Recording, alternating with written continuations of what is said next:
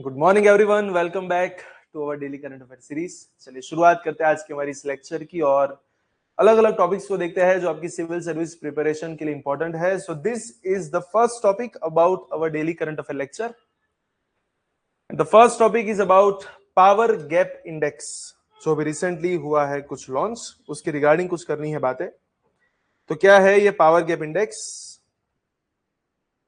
तो देखिए, recently economic survey of India जो 2025-26 वाला वहां पे आया, उसके अंदर एक वहां पे इसके रिगार्डिंग कुछ इंफॉर्मेशन है that is about power gap index. अब एग्जैक्टली क्या है तो उसके बारे में थोड़ा बहुत जान लेते हैं। The economic survey 2025-26 tabled in parliament has cited the power gap index for the first time। और यहां पे किसके रिगार्डिंग बात है? The survey highlights a critical strategic paradox. While India has officially entered the major power category, it still registers a negative power gap, scores -4.0, indicating that the nation is operating below its full strategic potential। अब ये exactly power gap index है क्या? एक secondary analytical major है derived from Asia power index, जहां पे एक country की पावर एफिशिएंसी को मेजर किया जाता है। What is this power efficiency? The ability to convert raw resources into actual regional influence. In short, raw resources जहां पे वेल्थ और मिलिट्री की रिगार्डिंग बात है, उन्हें आप डिप्लोमेसी और नेटवर्क्स में कितना बढ़िया तरीके से कन्वर्ट करते हैं, that is all about power efficiency. और उसी पावर एफिशिएंसी के बेस पे जो इंडेक्स बनता है that is known as power gap index. अगर वहां पे पॉजिटिव स्कोर आता है, इसका मतलब यह है कि वो कोई ओवर परफॉर्मर है या फिर स्मार्ट पावर है। अगर नेगेटिव स्कोर आता है, इसका मतलब है कि आप एक अंडर परफॉर्मर है और एक स्टेट है विथ अनरियलाइज्ड पोटेंशियल, जिसके पास पोटेंशियल तो है लेकिन उसका अभी तक यूज नहीं हुआ है। ऑर्गेनाइजेशन की अगर हम बात करें, द लोई institute which is an independent international policy think tank, जो सिडनी ऑस्ट्रेलिया के अंदर है, वो इसको वहां पे पब्लिश कर दी है। एंड लॉन्च की अगर हम बात करें तो it's a part of annual Asia power index project, जिसकी 2018 के अंदर वहां पे लॉन्च हुआ था। मेन उसका ऑब्जेक्टिव क्या है? It showcase that having a large to show that having a large economy or military does not automatically equate to geopolitical influence। साथ साथ also to help the nations to identify where their conversion of power is failing। वही बात भी बताता है कि वो कौन सी जगह पे है जहां पे आप फेल हो रहे हो, आपके पास पोटेंशियल है लेकिन आप उसे कन्वर्ट नहीं कर पा रहे हैं। Whether it can be in diplomacy और ट्रेड रिलेशनशिप्स और we can say defence networks. अगर उसकी मेथोडोलॉजी की अगर हम बात करें तो power gap is calculated by comparing a country's comprehensive power score against their expected power based on their resource base. आपके पास कितना पावर कॉम्प्रिहेंसिव पावर सोर्स है, स्कोर है, और उसके सामने आपका कितना वहां पे एक्सपेक्टेड पावर था on the basis of your resources, जहां पे 131 इंडिकेटर्स का यूज किया जाता है अक्रॉस 8 थीमेटिक मेजर्स, 8 अलग अलग मेजर्स। अगर उन 8 मेजर्स की अगर हम बात करें तो कुछ रिसोर्स बेस्ड मेजर्स है, कुछ इकोनॉमिक कैपेबिलिटीज की वहां पे बात है जहां पे जीडीपी, टेक्नोलॉजी एक्सेट्रा को वहां पे रखा जाता है, कुछ मिलिट्री कैपेबिलिटीज की बात है जहां पे स्पेंडिंग, आर्म फोर्सेस और सिग्नेचर वेपन्स के ऊपर फोकस किया जाता है, कुछ फ्यूचर रिसोर्सेज है जहां पे डेमोग्राफिक डिविडेंड जैसी कुछ चीजों के ऊपर फोकस होता है, कुछ इन्फ्लुएंस बेस्ड मेजर्स है, व्हाट अ कंट्री डज, आप एग्जैक्टली क्या कर रहे हैं, कुछ इकोनॉमिक रिलेशनशिप्स की बातें हैं, आपके ट्रेड टाइज और आपके इन्वेस्टमेंट लेवरेज की, कुछ डिफेंस नेटवर्क्स की बात है, कुछ डिप्लोमेटिक इन्फ्लुएंस की बात है, कल्चरल इन्फ्लुएंस की बात है, अलग अलग मेजर्स जो इस बात को वहां पे मेजर करते हैं कि आपका पावर किस तरीके से आपने वहां पे कन्वर्ट किया है। That is all about power gap index which was recently added in our economic survey 2025-26। The next topic is about coking coal। Government ने रिसेंटली कोकिंग कोल को क्रिटिकल और स्ट्रेटेजिक मिनरल्स में वहां पे ऐड कर दिया है फाइनली। तो ध्यान रखना है, कोकिंग कोल जो है वो अभी रिसेंटली क्रिटिकल और स्ट्रेटेजिक मिनरल्स में हुआ है add. under our act which is known as MMDR 1957. उसके अंडर में फाइनली कोकिंग कोल को भी हमने ऐड किया है as a critical and strategic mineral, और उसकी वजह से क्या होगा, it aimed at slashing the country's 95% import dependence. जैसे आप उसे एक क्रिटिकल और स्ट्रेटेजिक मिनरल के अंदर वहां पे नोटिफाई करते हैं, तो वो जनरल कोल कैटेगरी से कन्वर्ट होके एक हायर प्रायोरिटी ब्रैकेट के अंदर चला जाता है, which is part D of the first schedule.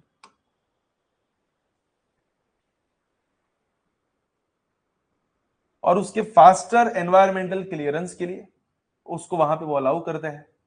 It grant provides the mineral special legal status, allowing their faster environmental clearance.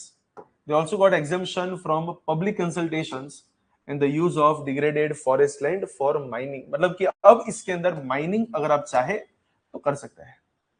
अगर हम लॉस की बात करें तो वो कौन से कानून की तहत इसको रखा गया, that is MMDR 1957, mines and minerals development and regulation act 1957 के अंदर में स्पेसिफिक अमेंडमेंट हुआ exercising the powers under section 11C। The central government amended the first schedule. Physical clarity यहां पे हुई। सेक्शन 11D का थर्ड पार्ट, उसके under की अगर हम बात करें तो all royalties and auction premiums will continue to accrue the state governments even if the centre conducts the auctions. Strategic objectives क्या रहेंगे, देखिए अभी अगर हम राइट नाउ बात करें तो लगभग हम 58 million ton of coking coal हर साल वहां पे इंपोर्ट करते हैं। हमारा गोल क्या है कि इसे रिड्यूस करके हमें फॉरेन एक्सचेंज के आउटफ्लो को वहां पे बचाना है, ensuring that the national steel policy's target of 300 MT production by 2030 is not vulnerable to the global price volatility। अगर आपके पास खुद का इंडिजिनियस प्रोडक्शन होगा तो आपको वर्ल्ड की प्राइस वॉलिटिलिटी के ऊपर आपको वहां पे थोड़ा सा प्रोटेक्शन मिलेगा। अगर ग्लोब के अंदर पूरी प्राइसेस में कुछ चेंजेस हो रहे हैं तो भी आपको इतना फर्क नहीं पड़ेगा, because you have the enough production, enough resource, and आप उसकी माइनिंग्स बहुत बढ़िया से कर सकते हैं coking coal, which is useful to make the steel, it is useful in the steel production. तो हमारी स्टील पॉलिसी के अंदर वो थोड़ा सा वहां पे इंपॉर्टेंट रहेगा। Accelerating the exploration of deep seated deposits by inviting private sector giants. Coking coal जो है, it is also known as a metallurgical coal.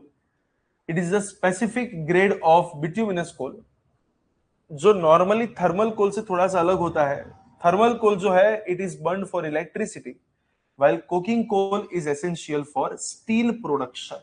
Steel production में उसकी वहां पे जरूरत पड़ती है। When heated in an oxygen-free oven, that is known as carbonization process, वो सॉफ्ट होता है, स्वेल करता है, and it resolidifies into a hard porous mass, it is called coke. उसके फॉर्मेशन और कैरेक्टरिस्टिक्स क्या है,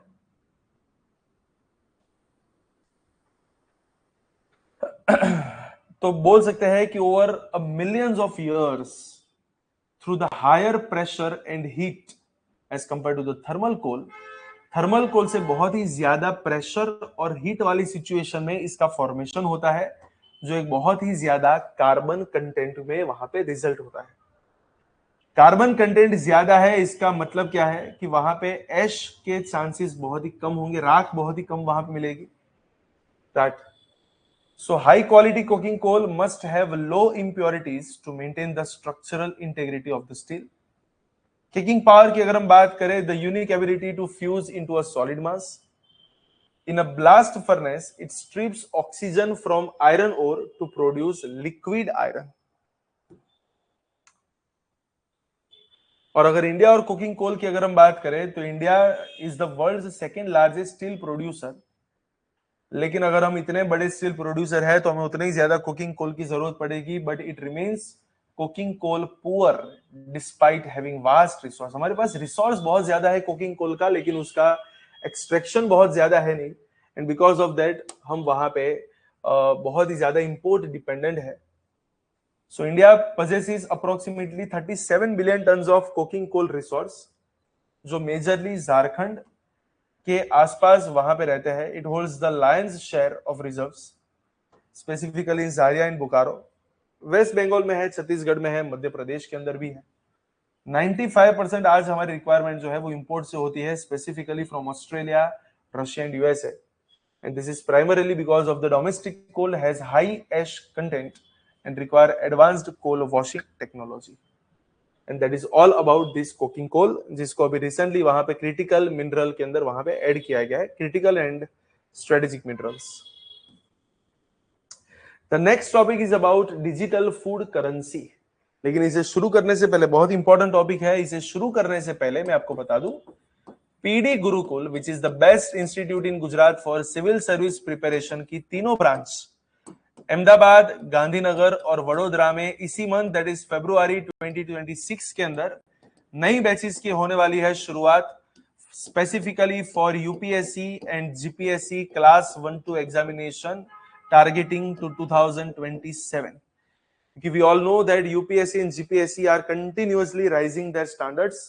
कंटिन्यूअसली वहां पे पेपर जो है वो टफ होते जा रहे हैं और उन्हीं लेवल को मैच करने के लिए अप्रोक्सीमेटली 1 साल की प्रिपरेशन की वहां पे रिक्वायरमेंट है. That's why we have started this batch. तो ये बैच जो है वो स्पेसिफिकली यूपीएससी और जीपीएससी 1-2 पे ही फोकस करेगी and it is available in 3 languages, that is English, Gujarati and Hindi medium. And now at present you will also get 3 free demo sessions along with up to 50% scholarship on your admission. तो उसके लिए आपको बस करना है क्या है, आपको बस एक रजिस्ट्रेशन करना है. Users have to fill up that form which is given in the description box और else you can also contact on this number to get further information.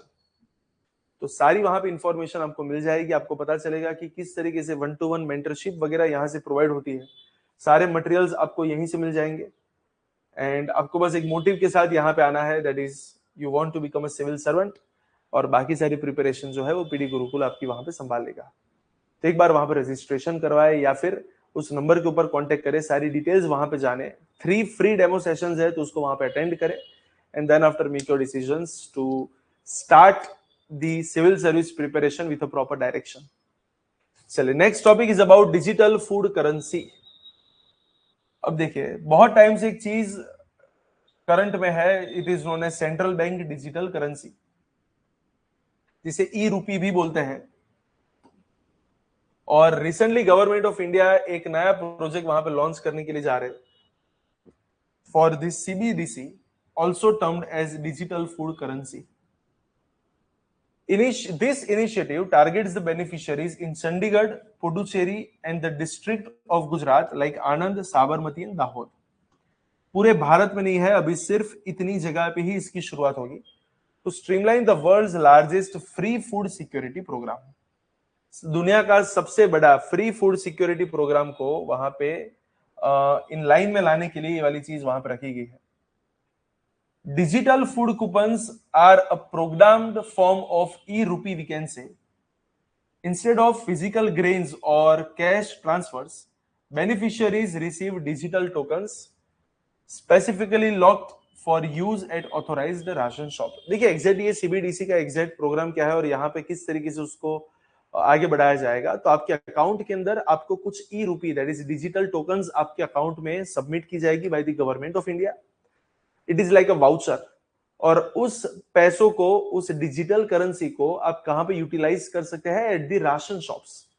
तो आप राशन शॉप्स पे वहां पे जाए, वहां पे आपके अकाउंट के अंदर जो भी CBDC that is central bank digital currency which is also known as digital food currency, जो भी वहां पे डिपॉजिट है आप उसका यूज कर सकते हैं टू परचेज दी राशन. तो ना तो गवर्नमेंट आपको डायरेक्टली फिजिकल ग्रेन्स दे देगी, ना तो आपको डायरेक्टली कैश मिलेगी.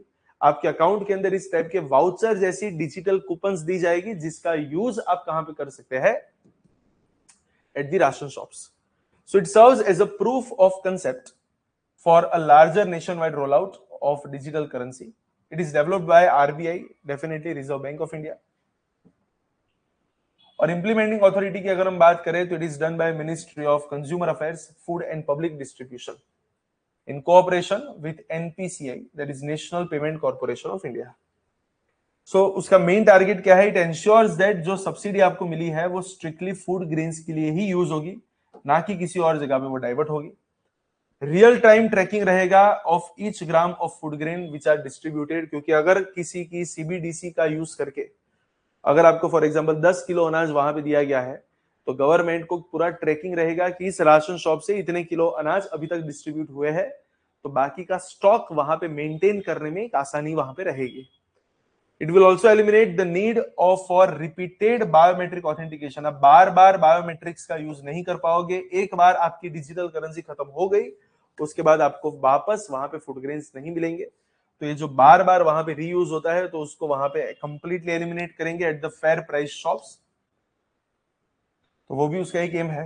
साथ साथ moving rural beneficiaries toward a digital first economy through RBI digital wallet. कैसे काम करेगी? तो हर महीने आपके अंदर कुछ डिजिटल फूड कूपन्स क्रेडिट की जाएगी directly to the RBI enabled digital wallet in your beneficiaries mobile phone. आप वहां पे fair price shop that is known as FPS that is ration shop, वहां पे आप जाए, वहां पे जो क्यूआर कोड रखा है आप उसको वहां पे स्कैन करें। जैसे स्कैन करेंगे आपकी डिजिटल टोकन जो है आप वहां से ट्रांसफर कर सकते हैं और उसके सामने आपको फूड ग्रेन्स वगैरह मिल जाएंगे। So that is the whole functionaries. Validity कितनी रहेगी? तो वहां पे एक टाइम फ्रेम वहां पे रहेगी फॉर एग्जांपल 30 डेज, ताकि बहुत ही ज्यादा एक्यूमुलेशन वहां पे ना हो। एक टाइम फ्रेम के अंदर आपको उन कूपन्स का वहां पे यूज कर देना है, राइट। सो अभी देखा जाए तो ये जो हमारा जो नया प्रोजेक्ट है it covers the diverse regions of Chandigarh, Puducherry as well as Gujarat. एक बार वहां पे सक्सेसफुल रहता है तो कंट्री के बाकी के पार्ट्स में भी उसको स्प्रेड किया जाएगा। The options are being explored for non smartphone users to the currency via SMS based vouchers. तो उसके ऊपर अभी फोकस है। No biometric hassle. It also reduces the reliance on EPOS biometric machines, making the process faster for senior citizens as well as manual laborers. FCI integration वहां पे रहेगा, that is Food Corporation of India. So what is the significance? तो एक तो हमारी जो expensive movement of cash है, physical movement of cash, उसको वहां पे रिप्लेस करेंगे विथ डीबीटी। और साथ साथ जितने भी फूड ग्रेन्स है तो उनका एक प्रॉपर अकाउंट वहां पे, एक प्रॉपर लेजर, एक डिजिटल लेजर वहां पे मेंटेन रहेगा। क्योंकि देखा जाए तो इंडिया जो है वो अभी रिसेंटली बहुत सी ऐसी चैलेंजेस का सामना कर रहा है in their food distribution program, and we all know that India is among the first major economies by this to test programmable CBDCs for large scale social welfare, जो हमें एक बहुत ही बढ़िया सी फिनटेक गवर्नेंस के अंदर वहां पे एड ऑन करेगा। सो that is all about this news, and the next topic is about western disturbance. IMD, that is India Meteorological Department, has issued an alert for a quick succession of two western disturbances expected to sweep across the northwest and the central India. अब देखा जाए तो western disturbance exactly होता क्या है, तो आपने शायद जियोग्राफी के अंदर ये वाली चीज को देखा होगा कि पूरे वर्ल्ड के अंदर जो सब ट्रॉपिकल वाले जो जोन्स होते हैं वहां पे वेस्टर्ली जेट कंटिन्यूअसली एट ट्रोपोपॉस, मतलब कि जमीन से अप्रोक्सीमेटली आप बोल सकते हैं कि 15 से लेकर 18 किलोमीटर की हाइट पे कंटिन्यूअसली एक बहुत ही पावरफुल विंड्स वहां पे फ्लो होते हैं from west to east, that's why they are known as westerlies. So sub tropical reason के अंदर ऊपर जो विंड्स मूव करते हैं तो उनके लिए वहां पे एक वर्ड यूज किया जाता है सब ट्रॉपिकल वेस्टर्ली जेट। और ये जेट जो है वो पूरे ग्लोब के ऊपर वहां पे घूमते रहते हैं। इनकी शुरुआत, मतलब ऐसा नहीं बोल सकते कि यहां से शुरू हुए और वहां पे खत्म हो, वो कंटिन्यूअसली मूव करते रहते हैं। और जब ये मेडिटेरियन सी के ऊपर से पास होते हैं तो वहां पे मॉइस्चर गैदर होता है, और उसके बाद जब ये इंडिया के नॉर्थ वेस्ट वाले जोन में या फिर सेंट्रल वाले जोन तक पहुंचते हैं तो सारा अपना जो मॉइस्चर है वो उसको यहाँ पे रिलीज करते हैं। एंड बिकॉज ऑफ देट आपको विंटर्स के अंदर इंडिया में नॉर्थ वेस्ट वाले जोन, स्पेसिफिकली पंजाब हरियाणा के आसपास, कभी कभार सेंट्रल इंडिया के आसपास आपको वहां पे बारिश मिलती है। And this phenomena is known as western disturbance, right. So middle east से होके, ईरान से होके अफगानिस्तान, इंडिया, पाकिस्तान, वहां पे पूरे जोन के अंदर ये वाले वेस्टर्न डिस्टर्बेंस आपको मिलता है। जो मैंने आपको बताया वो पूरा ओरिजिन यहाँ पे है मेडिटेरियन सी में से, यहाँ पे शुरुआत उसकी होगी, वो वहां से भी मॉइस्चर लेगा, साथ साथ कैस्पियन सी में से मॉइस्चर मिलेगा, ब्लैक सी में से उसको मॉइस्चर वगैरह मिलेगा, और उसके बाद वो धीरे धीरे आगे बढ़ता जाएगा। और बोल सकते हैं कि विंटर के अंदर इंडिया में आपको यहाँ पे because of the Himalayan barrier जो जितने भी मॉइस्चर वगैरह है वो कंडेंसेशन वहां पे उसका होगा और प्रेसिपिटेशन दैट इज बारिश के अंदर वो कन्वर्ट होगा। विंटर्स के अंदर ये आपको ज्यादा मिलता है, so it's a non monsoonal rainfall. और बिकॉज ऑफ दैट ये जो वेस्टर्न हिमालय वाला जोन है, जम्मू कश्मीर, हिमाचल और उत्तराखंड, वहां पे आपको स्नोफॉल भी मिलता है और साथ साथ पंजाब हरियाणा के आसपास आपको मॉडरेट रेन वहां पे मिलता है। अगर हम रवि क्रॉप्स की बात करें तो वहां पे ये बहुत ही अच्छी तरीके से वहां पे काम करता है, दैट इज बूम है वहां पे for wheat, mustard and grams. बहुत से फार्मर्स के लिए ये वहां पे खराब भी है, मतलब वहां पे कुछ दिक्कत भी क्रिएट करते हैं। So bane for farmers, intense western disturbance can cause hailstorms as well as thunderstorms, जो आपके स्टैंडिंग क्रॉप्स को वहां पे खराब कर सकते हैं। That is all about western disturbance. And the last topic is about the living root bridges. कहां से है? Meghalaya, we all know. So India officially submitted the nomination dossier for Meghalaya's living root bridges titled जिनकिंग, जिनकिंग Jri, या फिर वहां पे दूसरा नाम है ल्यू श्राई cultural landscapes for UNESCO for 2026-27 world heritage evaluation cycle. ये जो लिविंग रूट ब्रिज है वो स्पेसिफिकली उसके लिए कौन सा नाम है? That is known as Jingkieng Jri या फिर जिनकिंग ज्री जिसे बोला जाता है। They are extraordinary pedestrian bridges handcrafted from the aerial roots of the living trees. Living trees के रूट्स का यूज करके लोगों को चलने के लिए वहां पे पेडेस्ट्रियंस बनाए गए हैं, and that's why it is known as living tree roots. जहां पे ये कहां पे मिलते हैं? मेघालय के अंदर आपको ये वाली चीज वहां पे मिल जाती है। और रीजन की अगर हम बात करें तो it is primarily concentrated in the east Khasi hills and the west Jaintia hills. Villages की अगर हम बात करें तो वहां पे बहुत ही अलग अलग नोटेबल साइट्स है, that includes Nongriat, Riwai and the last one is known as Mawlynnong. History और ओरिजिन क्या है? तो एक ट्राइबल हेरिटेज बोल सकते हैं जो खासी और जैंतिया के अंदर वहां पे पाया जाता है। एक एंशिएंट ट्रेडिशन बोल सकते हैं due to a lack of written scripts before 19th century. Their exact age अभी तक नहीं पता चली है, but oral legend suggest that these bridges are over 500 years old.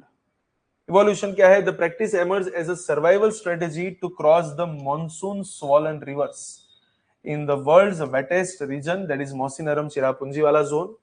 तो मॉनसून के अंदर बहुत ही ज्यादा बारिश की वजह से जो रिवर्स में बहुत ज्यादा पानी होता है और बहुत ही ज्यादा फोर्स में वो आगे बढ़ती है, तो उन्हें क्रॉस करने के लिए, रिवर्स को क्रॉस करने के लिए ये लिविंग रूट के ब्रिज का वहां पे एवोल्यूशन हुआ, तो उसकी वहां पे शुरुआत हुई थी। और उसके की फीचर्स क्या है?